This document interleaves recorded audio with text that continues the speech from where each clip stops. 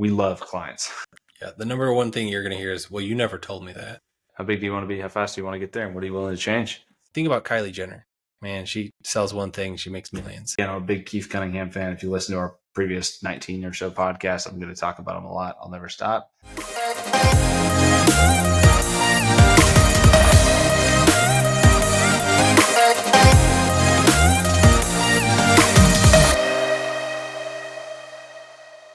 Welcome to the Money Medicine Podcast, where today we are going to be discussing strategies to grow your healthcare business, tools to accelerate that growth, and how top practices and pharmacies are winning and executing and winning. All right, welcome back to another episode. We are recording this from 2024. So if you're listening to it last year, you're behind. No, I'm kidding. But we're super excited to be back with you guys. Year two, I guess, of the podcast. I think we started this sometime in 2023. But we got some big plans for 2024. We're excited to be back for another year with you guys. We got some feedback. We learned some lessons. We've had some good conversations over the past couple of weeks about what we want this podcast to be and where we want it to take it. But in today's episode, we're going to be talking about what we learned in 2023 and what medical practices, pharmacies should be focusing on 2024 to grow. Some insights, some lessons that we've learned, being able to, have the relationships that we do and the conversations that we have that, maybe you don't have or aren't able to have. And so hopefully we're able to shed some light on some areas that can help you out. So as always, I'm joined by Logan Morse, the pharmacist, the jack of all trades. So another year with Logan. Yeah, it's super exciting. Yeah, it's 2024 is going to be exciting. I think from a lot of different aspects. Are you a New Year's resolution guy? Do you let that does that excite you getting into the new year? No, absolutely. I hate New Year's resolutions because I think there are always things that's like, I'm going to do this whole year. And it's like day 2, people screw up and you're just like, well, it's already over. It's a great time for lip service. Like there's definitely the type of people that 2 days in, like you said, have already kind of dropped. But I think that's consistent with kind of how they are with other things in life. So hopefully if you're listening to this podcast, you're not one of those people and you're going to follow through on kind of whatever your big takeaways and plans are for the year. No, absolutely. That's where I think a big piece is just setting up some smart goals and really looking at, okay, what is achievable? Is it timely? Those kind of things. And, it's the same thing that you should be setting up for your business as you do in personal life. And I'm sure you do the same thing. It's like, what can I really achieve in this time? Is it something I can commit to? And it goes all the way back to your business. So how big do you want to be? How fast do you want to get there? And what are you willing to change? Yep. Those are some tough conversations. So with all that said, we got 7 things that we want to recap about 2023. And then we're going to get into some kind of personal takeaways, some things that we're focusing on, within our businesses to improve them. And I think there'll be a lot of overlap with some of the things that we're thinking about, with maybe some of the things that you would want to be thinking about, or maybe haven't thought about, or maybe we'll spin it in a different direction. So let's hop into it. Absolutely. Right? Yeah. I think one of the top things is really capitalizing in on supplement sales. Not only from a pharmacy perspective, but also from a medical practitioner, whether you're functional, integrative, your margins on those services are just so much greater. So for example, most prescription items, I'm never going to get a margin of 50%. There's going to be the needle in the haystack. But you're just not going to see that margin. And not only that, now, with the DIR fee stuff, speaking of that kind of from a timing perspective, don't my heart already. I've heard the margins are kind of in the 10 to 15% range. Gross profit on scripts, whereas maybe it was a little bit higher before that. How much of a kind of dip? It's just real time, right? So the DIR fees haven't changed; it's just more real time. So really, It sounds like painful, but you're getting more clarity around really the margins that you have versus maybe the margins you thought you had.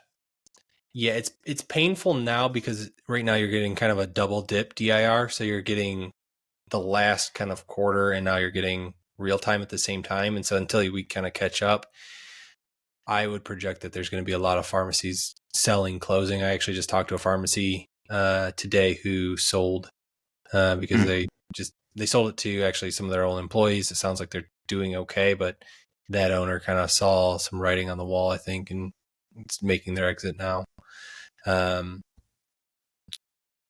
But this is where you can bolt on a lot of services, especially with drug-induced nutrient depletion, right? You're filling a birth control, it's going to deplete the body of B vitamins, or you're filling a statin medication, you're going to deplete the body of CoQ10. It's an easy suggestion that's going to improve your patient care and help your business. And I think that's a big piece that a lot of people forget. They think they're just selling patients something where you're actually improving their health. Yeah. And so a lot of people are like, oh, you're just selling. Well, no, you're improving your patient's, life. Yeah. If you're selling a quality product that helps them, you should feel bad about it. I think about this, obviously, using the example of pharmacy, which is, kind of the side that you're on, but also this is no different if you're a provider. If you're writing a script for something, like have the conversation with the patient, talk to them. Hey, I'm writing you this script, and then if you obviously have the ability to provide said supplement, 100%. It in store or kind of in the practice while you're with them, or obviously if you have e-commerce and maybe you have fulfillment elsewhere. But either way, like it's the same thing. Like whether you're writing the script or you're filling the script, there's an opportunity to have that conversation. And I think there's areas where both sides are leaving money on the table, like just plain and simple. There's no reason why your customer, your patient, however you want to call them, is going to Walmart, GNC, Vitamin Shop. There's no reason they should be going there versus utilizing your practice. You're the medical expert. They should be getting it from you. Especially for the medical side, you can build your own pharmacy, write the script and be like, oh yeah, take this to our pharmacy or whatever you want to call it, our nutrient, whatever. And they can just bring that script to them. And then you could fill it there within the practice. So you could keep a lot of that in-house. And then, and this is probably something we'll talk about a little bit later as well, but you can really put your name on the supplement, rebrand that with your company. So that way they will come back to you for that refill. It just really helps that LTV, the lifetime value of that customer. For sure. What's funny about kind of this topic is if the conversations with patients, and maybe this is like a hot take, but I feel like, and I'm not trying to generalize that this is all that they talk about, but I'd say in the last year or two, names like Gary Brecka and like, Huberman, et cetera, got like really, really popular. And it's like, the Huberman protocol, like what does he recommend? And like Gary Brecka, what does he recommend? And to me, those people only have the impact and the ascension. Not only, but like what contributed to their ascension is a lack of conversations by pharmacists and by providers. Because if consistently those conversations we're having with patients, when they go on podcasts and talk about methylated B vitamins and cyanocobalamin, et cetera, that wouldn't be groundbreaking information. And a lot of times I've heard pharmacies, I've heard providers say like, yeah, we mentioned that stuff, or I know all that stuff. And there's kind of like a frustration about it. But it's like, clearly that conversation isn't happening enough, because if it was, this information wouldn't get the breakthrough that it seems to be having from a messaging standpoint, So I think if anything, take their success, take the kind of their ability to, attract the attention that they have as a way of like, there's a void here in the market and they're filling it. We can also aid and fill it. And there's a piece of a pie for us as well. And I think my biggest takeaway from that is they're answering a question. And so you're clearly, if your patients are going to see these individuals, they're answering a question that you haven't asked. And so when you see your patient, it shouldn't always just be like, oh, hey, how's your day going? Look to see what they uncover in that. If they say, oh, I'm stressed out, I'm tired, or oh, it's another Monday, ha ha ha. Well, tell me why it's another Monday. Like, what's got you down? Like, are you dragging, not having the energy? And then you can start talking, well, you don't have enough energy. Do you take any vitamin B? Right. To your point, explain it to them now. And then now you've got a reoccurring person who's going to be like, oh yeah, I felt like crap. I didn't have any energy. My practitioner told me take B complex, and now all of a sudden I've got all this energy. just ask the right question and you'll get the response that you want. Yeah. To that point, I was actually on my way home from the gym tonight, and I was listening to a piece of content, and the guy was talking about how when he talks to his patient, like his patients, part of the conversation is like, is this the problem that you like want to solve, or is this something that you're okay with? Because part of the equation is like your treatment, your recommendations are somewhat dependent on kind of what the patient is willing to do. So if like they're not willing to change their diet, like you can beat that dead horse, but like that's off the table. So I think part of the question that I thought was insightful that he asked was like clarifying with the patient, like how big of a problem is this? Is this withholding you from doing something that you'd like to do? Or is this just like a nagging thing that you're okay with, like continuing, or, you know what I mean? I thought that was a interesting way, so that you're not spending so much time projecting your values onto your patient, right? Because your patient might value different things, might want to solve problems. You might be like the biohacker, want the answers to everything, want to be, Superman, and your patient might not be. But if you act as though and communicate as though they value what you do, there's going to be, a disparity there. And you're probably just going to spend a lot of time talking about things that your patient doesn't care about. Absolutely. Two questions I ask all my patients now that I learned from, because I made that same mistake. One is, what are your 3 biggest health goals? And then the follow-up question to that is, how willing are you to change your life to meet that health goal? Because if they say, I'm not really willing to give up XYZ, cool. Health goal number 1, we're not going to do it because we probably won't reach it. And I'm just, just be very blunt with them. Like, hey, that's no problem. If Honest. that's not what you're willing to change, not a big deal. We're just not going to reach that goal. And I don't want that expectation that you're going to meet that goal by doing half of the work. Let's just not even go down that path, because you're going to be frustrated. I'm going to be frustrated. And then you're going to just go on somewhere else. And I don't want you to keep going through that cycle. So those are, by far, that's my favorite question now. It's just like, how willing are you to change on a scale from 1 to 10? If they're 7 or above, they're probably going to do a pretty decent job. Yeah. So that is takeaway number 1. So takeaway number 2 is capitalizing on your leads. So a big thing that we've talked about in previous podcasts, but would hit on kind of going into the new year and just recapping 2023 with it, would be if you even have, like, most pharmacies, most practices typically don't have any great marketing to say the least. But even if they did, if you don't respond to your emails, if you're slow to answer the form submissions, if you don't answer the phone, if you don't call back, if you have a bad patient onboarding process, like, it doesn't matter. Even with great marketing, all you would be doing is amplifying the amount of people that realize that your process, your sales, just like use the broad term of sales, aren't good. And so if you're slow, that's going to hurt you, right? Speed, we talked about. Speed is super, super important. We talked about it at length. Speed is king, and told some stories of Logan and kind of the leads that he was handling and the amount of conversions he was having relative to many other pharmacies getting the exact same type of leads. And a big thing that we emphasized on that was just reducing the amount of friction. If you reduce the friction with your onboarding process, with your sales process, it will increase conversion.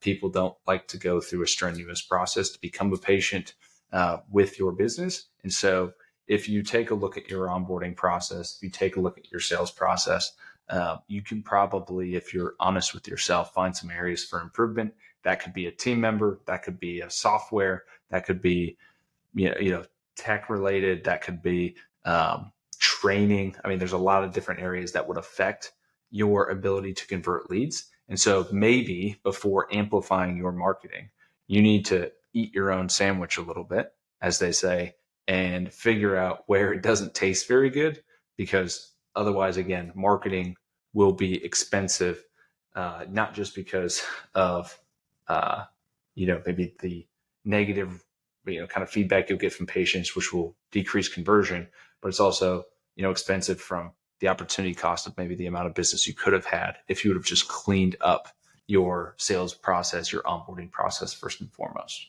right? So that's crucial. That's why, again, from a marketing standpoint, we're big on websites, because if we're going to send a ton of people there, We want as many people to come out the other end and become patients. So similarly, if people walk in your front door, how's your, front cashier person or receptionist or what have you? Like, how is that patient experience? And I don't think it'd be the worst thing in the world to analyze that going into the new year and get some real honest feedback from your patients. No, that's a big piece, especially when you start looking at reviews of places. Some of the top first things that you see is how fast were they? Service was quick. They were polite, right?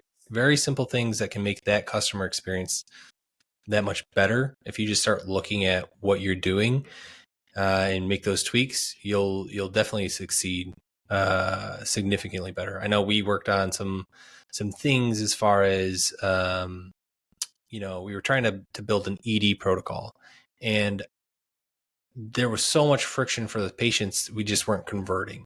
And, we learned a lot in that. And so if you're going through those steps, really, listen to what Chris just had to say and start working on that. Yeah.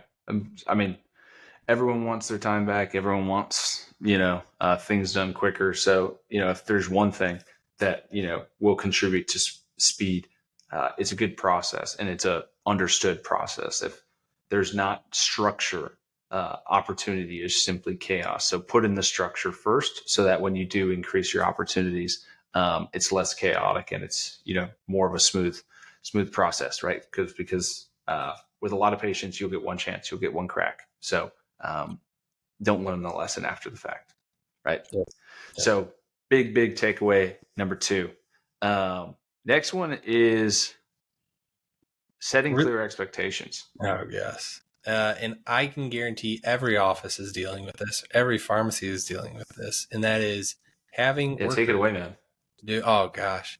We just lost another technician a couple days ago. Not because of anything that we did wrong or anything that they did wrong. They got engaged, and I think she's just moving to another city. Not a big deal. But once again, we're short-staffed. And so a big piece with staffing issues is that people don't know what you want them to do. And if you don't set very clear expectations of like, hey, Susie, this is what you're going to be in charge of. Here's how you need to do it. All those things. If you don't do that, they're just like, okay, well, I'm going to do half of what I understand. The other half you're going to be frustrated with, and you're going to be like, well, why, Susie, why aren't you doing your job? And you're going to start losing employees because they're going to be frustrated. They're going to leave, or you'll have to fire them because you think they're doing a crappy job. And it's like, you never told them what to do. And so, if they don't know what the clear expectations, grow my business, grow my e-commerce by 50%. Great. Now they know what you want them to do. How fast do you want them to do it? Well, in a quarter, in a year, set those expectations so that they can reach it, or set goals that are achievable and kind of have over and under goals. So, if Susie doesn't hit 50%, if she hits 45%, am I going to be upset? Probably not. But if she hits, 75%, is that something that I should look at and say, okay, Susie, you did a phenomenal job. I want to reward you with something now for that? Absolutely. So I think those are a big piece. And I don't know what you're seeing, across the board. Chris, I know there's been a lot of issues within the pharmacy realm, but I just spoke with an office the other day, and they said that their medical scribe left. And they're like, well, we don't have any medical scribes. And it's just like, what is going on? And I think a lot of that goes to that. Yeah, I think turnover can be a factor, of a lot of different things. A lot of, aspects can contribute to that. But I think if there's one way that you want to have increased turnover, if you think about like, how do I, Charlie Munger's really good at like flipping a question on its head. So it's like, instead of how do I make sure no employee ever wants to leave my business, he would say, how would I, what would I do to make sure an employee leaves my business in their first, 24 hours? I think having a disparity between the expectations of their role and then once they get hired, what they're actually doing is a fast way to guarantee that people want to leave. And so kind of part of setting clear expectations is, that will increase or, potentially improve retention. But the element of it too is like, if you don't set clear expectations of like, hey, here's what I expect from the role, like here are your responsibilities, etc. If you have to go back to them in 3-6 months and kind of reset those and add things that like you thought they understood but like you didn't clearly articulate, that's a quick way to make a patient feel like you are adding responsibilities even though you technically thought that they were going to be doing them from the get-go. And so then it's part of like the perception where they'll feel like they're doing more and getting paid the same. And so they'll either ask for a raise and you'll have to listen to it, or they'll be annoyed, frustrated, take that as I'm doing more and getting paid the same, and they'll start looking elsewhere. So I think getting it right at the beginning is so crucial. A lot of people tend to gloss over that because hiring and onboarding is such a painful process and most people don't enjoy it. But if you do it right, you won't have to revisit a lot of those, kind of employee conversations as frequently. So I think if you're trying to grow, Keith Cunningham, who I've mentioned many times on the podcast, talks about onboarding team members like on-ramping onto a highway. You want to make it as smooth of a process to where they can match speeds with the highway as quickly as possible. Expectations, training, like all those pieces are going to play a role into getting good people on your highway, right? Getting good people on your team, on your bus, however you want to analogize it. So setting your, clear expectations are huge, and giving them a scorecard, giving them a report card, giving them, again, those outcomes that they know that if they achieve, they will be rewarded, that they are doing a good job. Great people, the A students, as they say, they loved report card day because they got to run home and tell their parents how good of a student they were. And so A players expect that.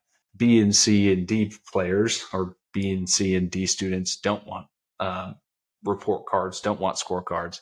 So if you have people on your team that don't want that, that's probably indicative of maybe where they kind of fall on that scale. So it's a great way to, again, help with retention, but also maybe get a little bit more clarity around who your best performers are on the team, and have objective things that you can talk to them about of like, you're hitting the mark or you're not. And if you don't have clear objectives and targets, then it's going to be really hard to have tough conversations with them and, fire them or kind of make those, different decisions. So again, clear expectations are huge. Yeah. The number one thing you're going to hear is, well, you never told me that. Mm-hmm. And then you're just like, if you thought you did and you didn't clearly explain it, then it's kind of always brings me back to the, if it's not in writing, it never happened.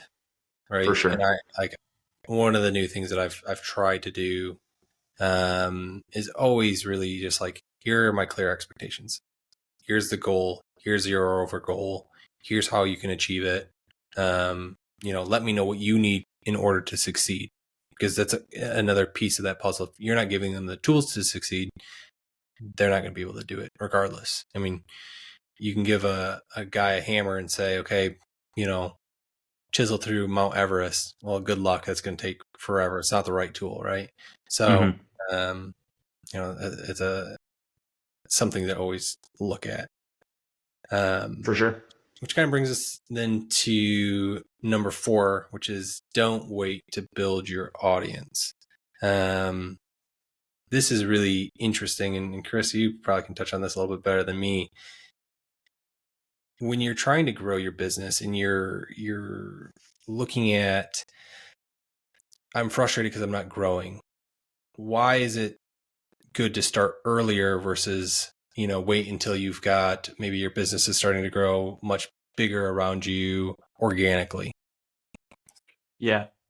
I think, as I say, new patients, new customers are obviously the lifeblood of a business. Like, cash is oxygen. Like, you might not, depending on your business, like you might not be able to wait that long, because you might have obviously had to take on debt to start your business, to get going. And so if you're growing too slow, you'll just, die, because you're not able to obviously, meet those, debt payments and stuff like that. So if that is the case, or, you're trending in the wrong direction, you're slowed down over the past couple of years, the last half decade, there's increased competition, et cetera. Can't stress enough the importance of growing your audience and starting that process.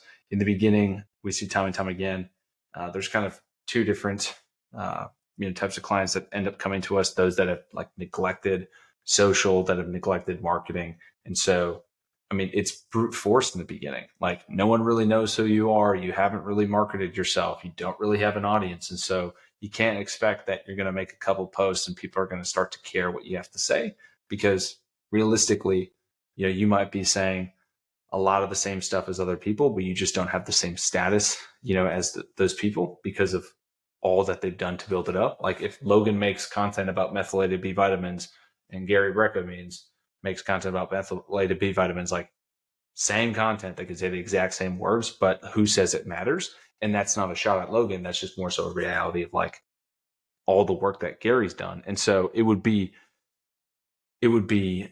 inconsistent if, kind of flip it on its head. Imagine you're Gary, like you're super well known and like your competitors can start making content and then in 5 days, like they're just as popular as you. You'd be pretty upset if you put in decades of work. So similarly, don't be upset when it might take you a little bit more time to get the traction that maybe some of the people that you look up to or admire, are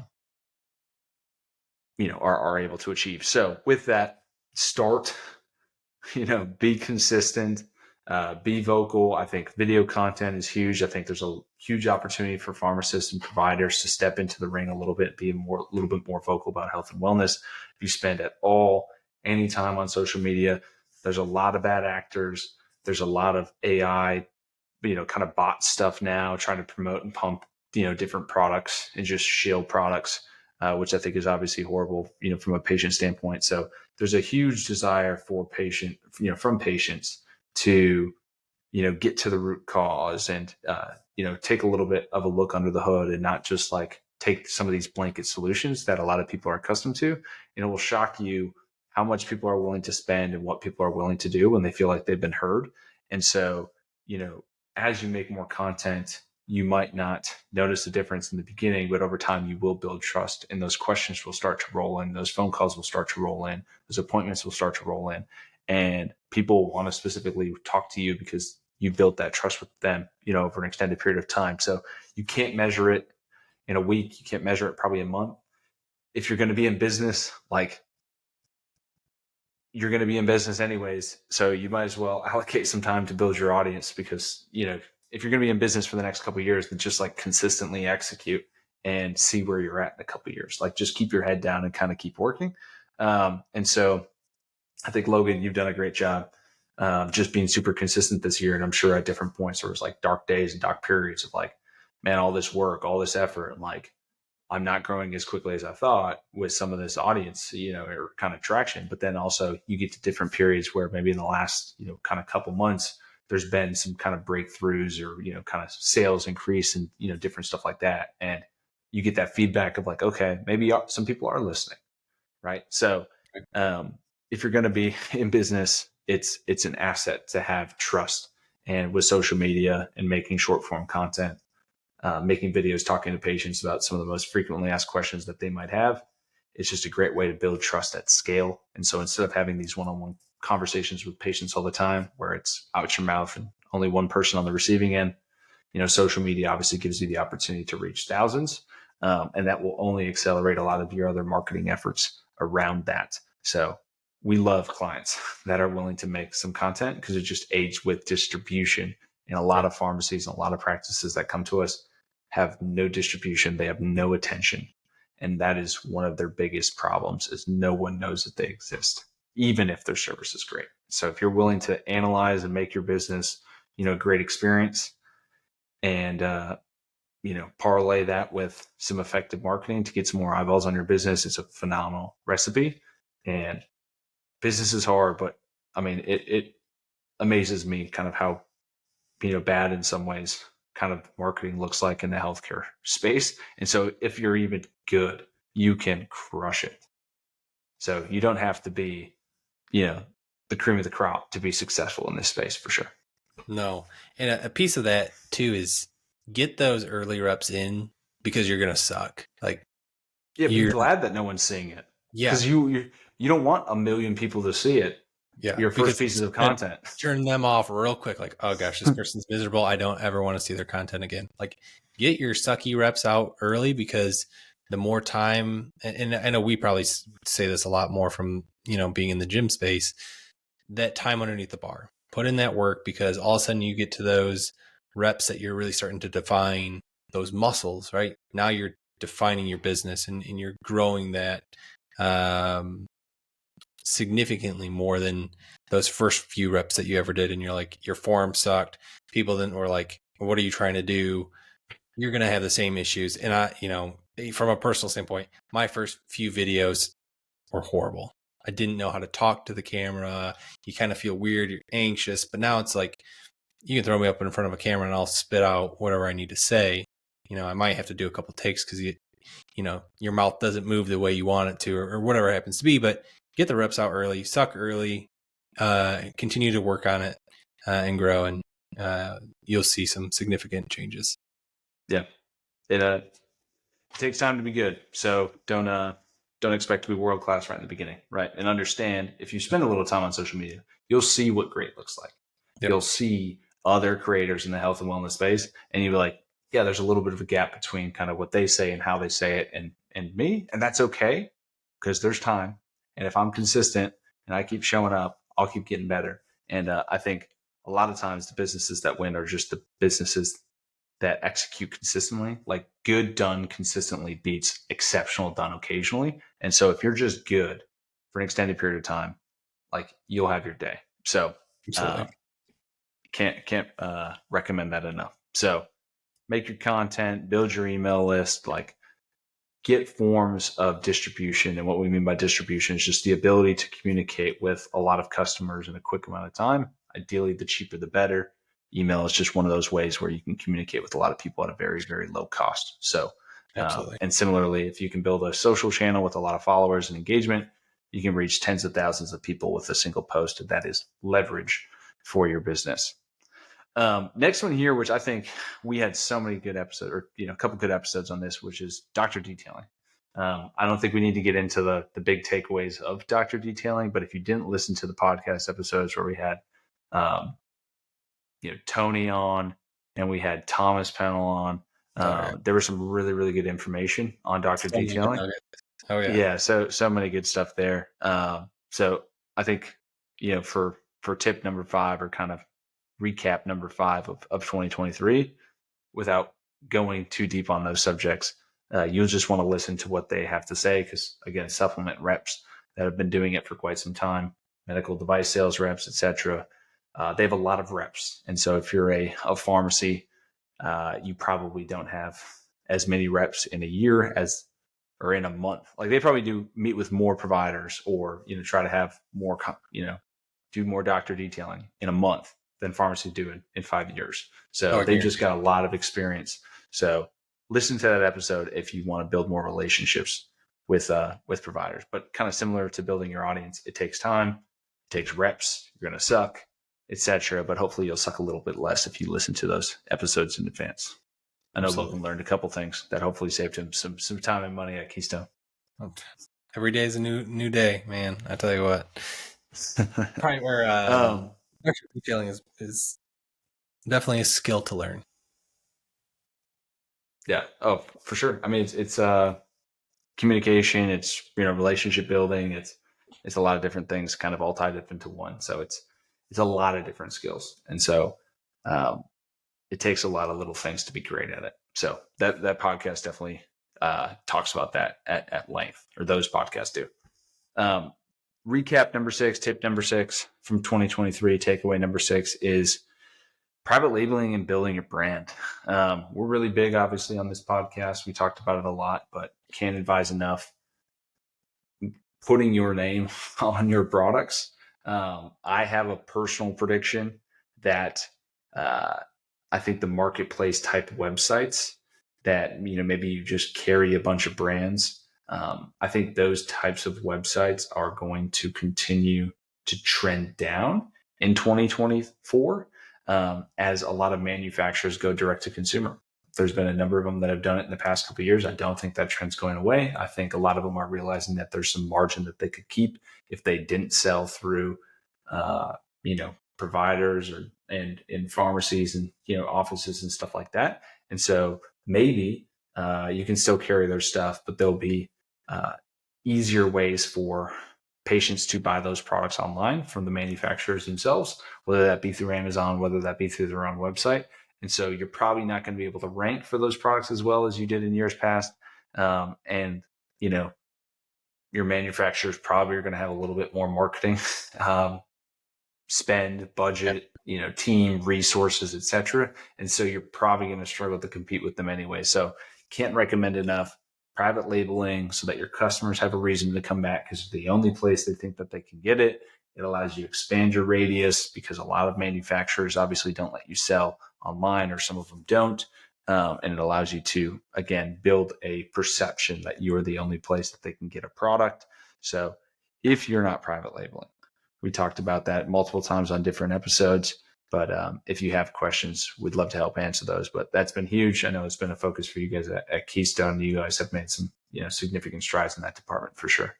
Yeah. It's fun when you get to the point where your patients are recommending your private label to their friends, and they come in, they're like, well, I looked over at, Harvest Health. I couldn't find it. It's like, well, you can only find it here. Like, this is our own brand. And that's when it gets exciting. And it's a total game changer. Your LTV and your patients goes up. I want to say on average, patients or customers will buy at least 6 months before, if they drop off, it's generally after 6 months. I think that's pretty common within the supplement space. Just, it can really change your business. And not only that, but your outreach can be significantly better. So I think really looking at how you private label and how you brand yourself, just know that your reach is going to be outside your area. So I would keep that in mind, especially as you're naming your product. I think for some pharmacies, I worry that because they name their product, let's say Logan's Pharmacy, well, long term, is that going to be the best brand name if I'm going to be sending it to somebody in California, where it's like you may name it Absolute Nutrition, right? That's a name that may not be directly related to your pharmacy, but it has a little bit more sway long term as far as, hey, I'm not just associating with Logan's Pharmacy. Something to keep in mind. I'm not saying that as a direct example, but there are times where if you see something, you're like, okay, well, this is just so-and-so's pharmacy. I'm not going to necessarily just buy, like when I look at a product, for example, I'm going to look at that and say, okay, that's not necessarily what I'm looking for, I guess, if that makes sense. There's not like a brand feel to it, Right. Or they name their product like something that's like geographically significant, where it's like, a lot of businesses in my home, where I'm from in the Upper Peninsula of Michigan, it'll be like, like Uber, I don't know, like, Uber coffee. It's like, well, if you ever wanted to go direct to consumer, like this kind of feels like this is just for, Ubers, people from the Upper Peninsula. Like you've already kind of just like made this feel like anyone outside of this is not for them. I think it's in some ways good to kind of segment customers and be like, this is who it's for, this is who it's not. But sometimes geographically, like you'll turn people away if it's like, Grand Rapids supplements, is your brand. It's like, well, okay, I don't live in Grand Rapids, this isn't for me. Right. And that's the whole point I'm getting at, is just be cautious when you're doing that, because you may want to rebrand, and then that whole rebranding piece is going to be a lot more painful than if you just took the time ahead of time and plan that out. Yep, for sure. All right. Last but not least, some of the recent episodes we talked about this, but there's a lot of opportunities in sales. I think one of the big shifts in 2023 was helping our clients, different practices and pharmacies understand that these holidays can be something that you can participate in. You don't have to just simply be a consumer on these holidays. You can take advantage of the demand and the tailwinds.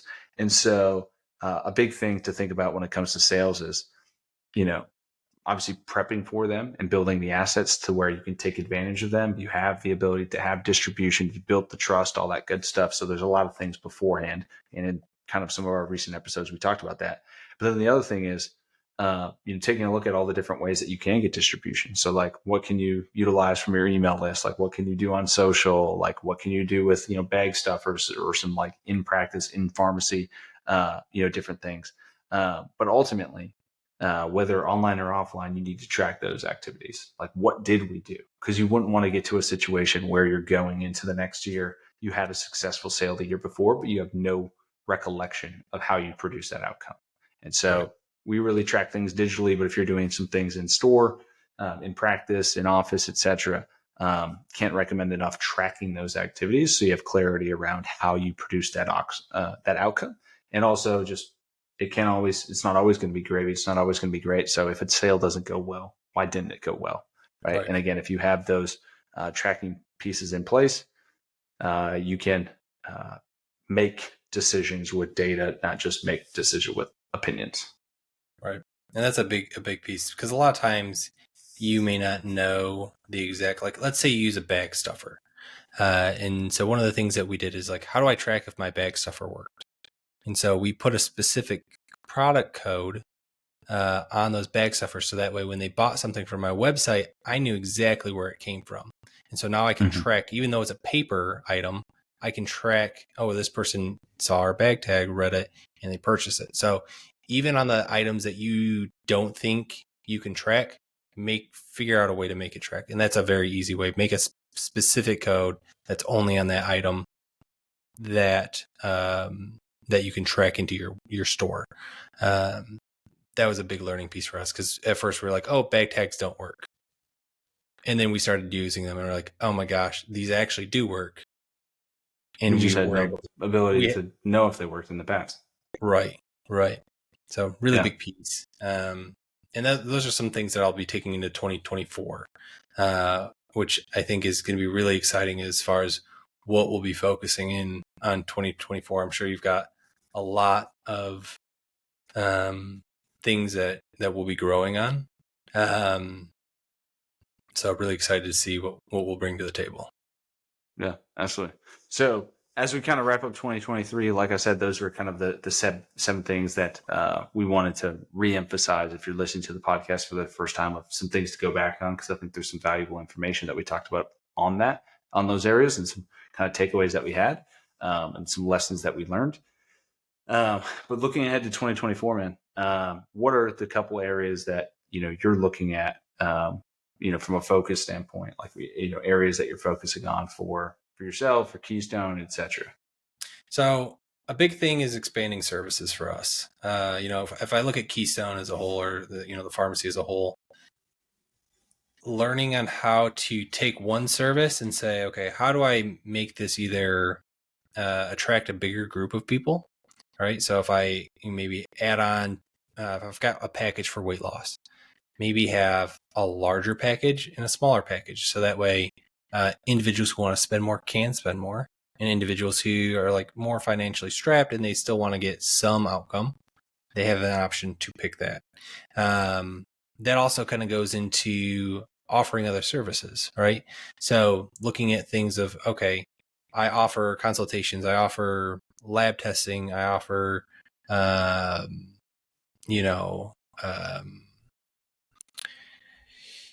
of one-on-one optimizing your health, things of that nature. Something that I don't offer is muscle testing. Now, do I know anything about muscle testing?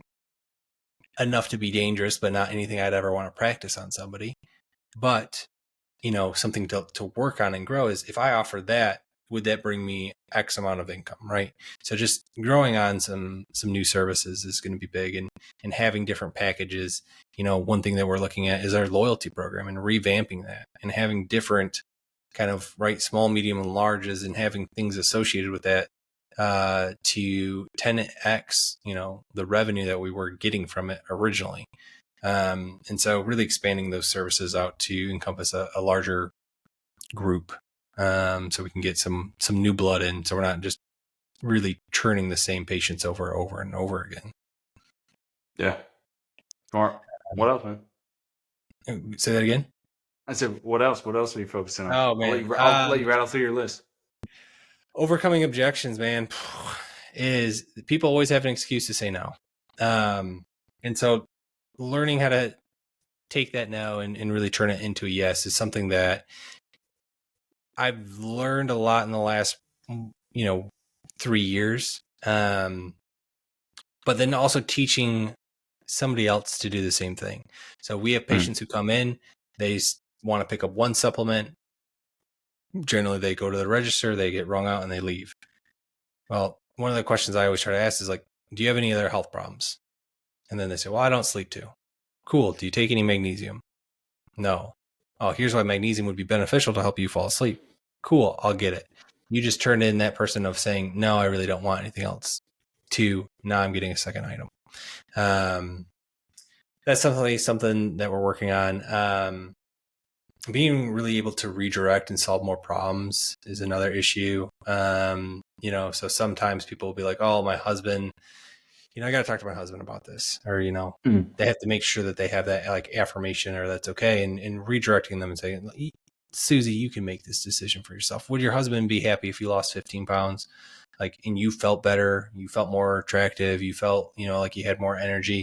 Would he agree? Would he be happy if you felt that way? Well, yeah. Okay, cool. Sounds like you have you don't need to ask him. It sounds like this is the right thing for you. And I think another piece of that is in if a patient really left the business without buying something, why did they do that? And today we had a bad review on on Yelp. And I looked at it and the guy was upset because he was told the price of a compound. He thought it was too expensive and he thought he read somewhere that it was cheaper.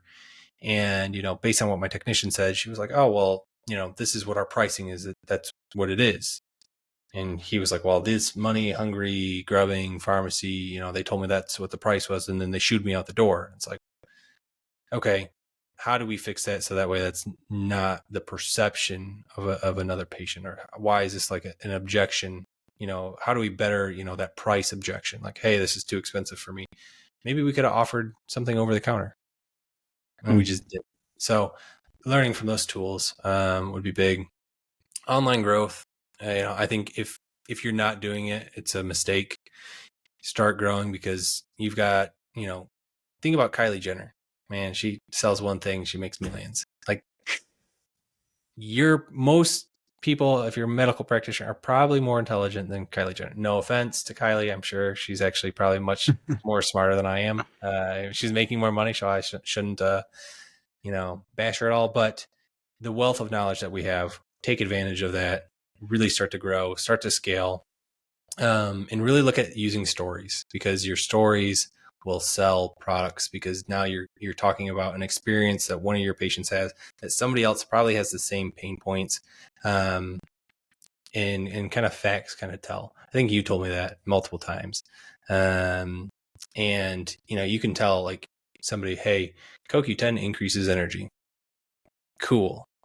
Now if I said, Chris, I had a patient who had similar issues. They were having brain fog and they didn't have any energy. They started taking CoQ10. After 30 days, they felt significantly better. I think this is the right supplement for you. Do you want to get that today? Well, now you just heard a story about somebody who had the same experience that you had, felt better, and you're like, well, why would I not do that if that's a pain point for me? Yeah. So, and then time management. So a lesson that I recently kind of introduced to is going slow to go fast. And I don't know if you mentioned this to me before or not. He's got a version of this too, but I mean, I think it's set around, and it's just good advice. So you probably heard it somewhere else too. And something that I think a lot of business owners get into is the shiny object. They see something, they want to work on it. They work on it really hard. They see a new thing. It's and now you've got your attention divided between 5 different things. And so an example of this was kind of in 1962, Kmart was really kind of the top dog. And then you had Walmart and all these other kind of larger chain groceries kind of growing. And Kmart's decision was to grow as fast as they could. So they ended up opening 250 stores, while Walmart went up to 9 stores nationally. But Walmart's the one that's around today, right? So Kmart ended up burning themselves out. they're gone. Walmart's now in the prime.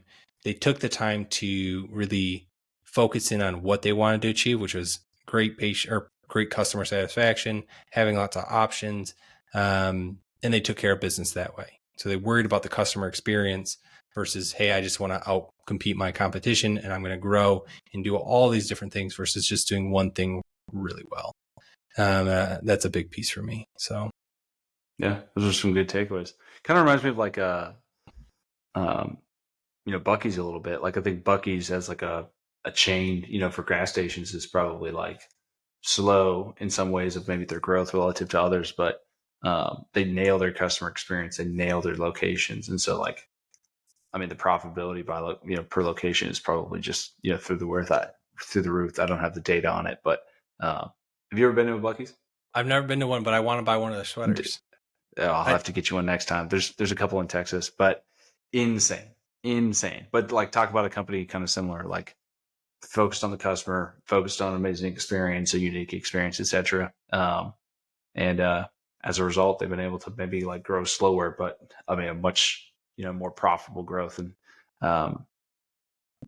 the kind of example for what a great gas station experience looks like. So I'm all on board for more Bucky's. All right. Now, So what are you working on for 2024? Yeah, I'll kind of try to rattle these off somewhat quickly, but I kind of have three: clarity, focusing on the customers, and then just embracing the problems. Um, in regards to clarity, again, I'm a big Keith Cunningham fan. If you listen to our previous 19 or so podcasts, I'm going to talk about him a lot. I'll never stop. He's got a quote that says, "A description of the destination is not a substitute for the roadmap." When it comes to clarity, I think there's a lot of businesses that we talk with, and obviously ourselves at times where we might have a vision of where we want to go, but having a vision of where you want to go is a lot different than getting it. Like everyone has like their dream car, right? A lot of people have their dream house, like saved on Zillow, but it's like, have you reverse engineered how you might obtain said house, said car, right? And I'm just using those examples, but point is, like, just because you know what you want doesn't mean that you have built the plan to actually achieve it. And so, when building your roadmap, Keith talks about understanding the machine that you have. So like, that's the team. Like, is your team capable? Is your business capable with the existing structure and resources that you have to be able to achieve the outcome? Is the environment that you're in conducive for growth, right? Car companies have had a challenging year or two. Real estate companies have had a challenging year or two. They got out of a period where it was zero interest rates. It was a great environment for them to sell a lot. And so it was a environment that they could take advantage and move a lot of product and move a lot of units. But that's not the game that they were in for the last, 12, 24 months. But if they acted the same way, they would have gone under, right? And so sometimes you have to, again, if you're a pharmacy dealing with DIR fees now, like you're probably acting a little bit differently this quarter than you did, maybe at the peak of COVID when you were, doing a ton of tests and doing a ton of, vaccines, right? It's going to look a little bit different. You have to take a look at your constraints. So maybe this year you've got some financial obligations. Maybe you have some time that maybe your spouse is maybe you're going to have a child, right? Like maybe you have a constraint that's like personal. Maybe you have a constraint in your team. Someone's going to retire that you're going to lose a lot of business. Maybe you have a provider in your area that is retiring that could, lose a lot of business.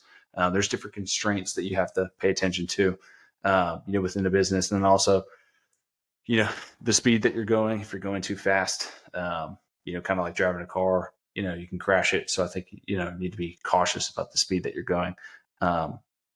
As it pertains to building a roadmap. So for me, kind of first thing is, again, clarity and just getting really clear, and then kind of reverse engineering, kind of hitting some targets and helping make sure that when we communicate with clients and they want to kind of achieve an outcome, we're able to clearly articulate like what it's going to take to get there, so that, again, kind of going back to expectation setting, like both parties are on the same side. Like I don't want someone to say, hey, I want to achieve X, and I say, sure, let's go do it. And then I don't build a plan that gets them there.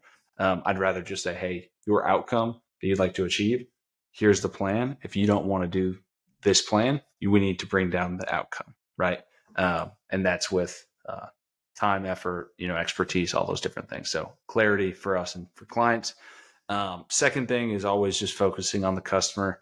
I think something that Keith said that I think is really, really good, and I'll kind of bring it back into the fold, is a house that can withstand a hurricane is indistinguishable from one that cannot until after the hurricane comes.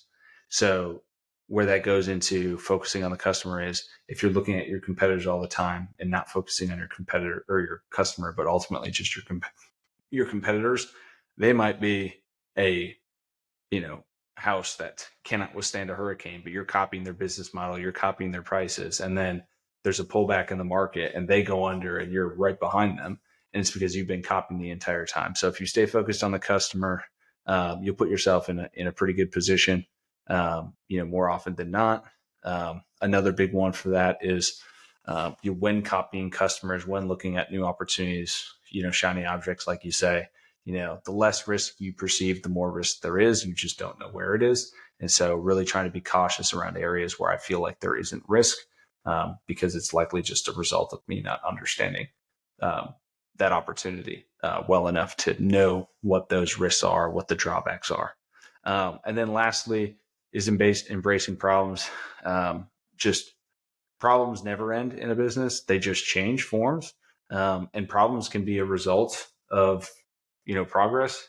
Like if you grow, you will have to hire. If you grow, you might need more space. If you grow, you might need a better training process, like a better onboarding process. You might need to be better with inventory, et cetera, et cetera. So like avoiding feeling like any sort of relief when a problem is solved, because I think then there'll be like this constant up and down, and just more of like a balance. Like I just keep kind of checking off the problems as they adapt and they change.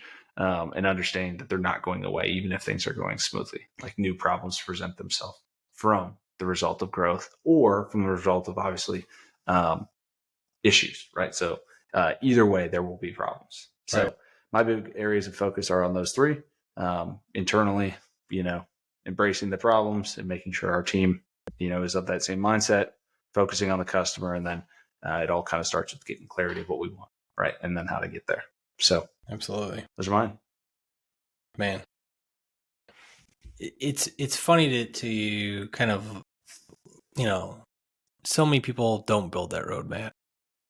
And I talk about it all the time, even at Keystone, is we say, hey, we want to grow and we want to do it with this. Okay, well, how are we going to get from, this point where we're at now to the place where we want to grow using, XYZ, whatever mechanism it is. Saying it's the easy part. Yes. And then actually doing every little piece of the roadmap. I always think of like baking. I don't know why. Maybe it's because I'm always hungry. But like baking a pie, right? You don't just throw everything just in the oven and bake and expect to come out a pie. Like it's not how it works. You have to, start with the build the filling and build the pie crust and, put it together in the right order, because you can have an idea, you can have a roadmap, but if you start with the wrong end of things, it's just going to end in disaster. Right. So really good points there. Kind of excited to see what happens. I mean, we're going to be in Orlando at the Zymogen Experience, which is what, the 12th through the 14th. Yep. So if the episode comes out beforehand and you listen to it on the first day, I think we'll have this out on Thursday. But if you're going to be there, we'd love to obviously see you guys. If you're not going, I think there's still some tickets available, or at least the ability online. So yeah, we got some cool stuff planned for this year, as a business. But again, we're just trying to get sharper and better so that we can kind of serve the people that trust us with growing their business. So all that to say, as it pertains to the podcast, like I said at the beginning, we've kind of retooled, kind of, made some adjustments, made some planning, or did some planning for the year. So I'm really excited about what the rest of the year is going to look like, with kind of the topics that we really want to get to, and making sure that we're thoughtful around kind of the people that we bring on. as it pertains to those topics. I think your feedback, your support has been great. So obviously, the more support we get, maybe some cooler opportunities that we'll have. But we don't want your support unless it's earned. So we want to bring you great episodes with thoughtful conversations, and we hope that this one was a good start to 2024. So unless you got anything else, man, I think just a big thank you to everyone that listened to us in 2023, and we're going to do our best to bring you some great episodes in 2024. So 100%, man. Spread the word. Absolutely. Cool. All right. You've listened to the Money Medicine Podcast, the first episode of 2024, the 20th episode overall, and we'll see you guys next time.